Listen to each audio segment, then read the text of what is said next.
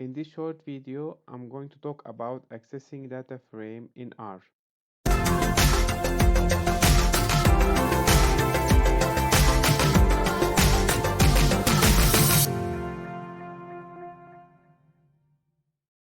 To access data frame, we can either use the square brackets or the $sign.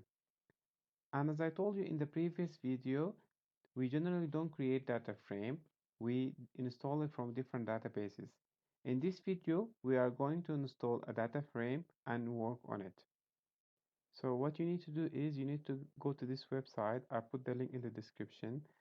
Go down and download the CSV file of COVID-19 case worldwide. So after you download it, you can rename it data so it will be easier to use, and you can go to RStudio. We will import it to RStudio.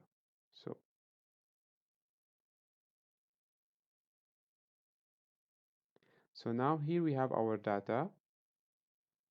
So if you want to know how many rows we have, we can use the nrow function. So here we have 25,936 row.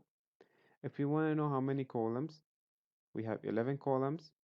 So if we want to access the sixth column, we use the square brackets. So we are accessing the sixth column, which is death, this one.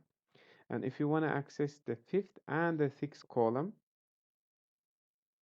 we can see here we are accessing the cases and the death column, fifth and sixth column. So here, by using the square brackets, before the comma is the row, which row you want to access, and after the comma is the column, which column you want to access. Here one column, here two columns. So now we know how to access data frame using the square brackets. If we want to use the $sign to access data frame, our table should have header. So if we go back here, our table does have header, but R is not recognizing it. The reason why is because the default setting, when you import a table, the argument header is equal to false. So R assumes that you don't have header in your table. To change that, we need to change this argument from false to true. So now let's run this command where header is equal true. Now we can access using the $sign. So here what we need to write our data frame, what we assign to it. So in our case here data, and here the name of the column you want to access. So if you want to access the death column, so here this one. So let's run this command and you can see here we access the death column.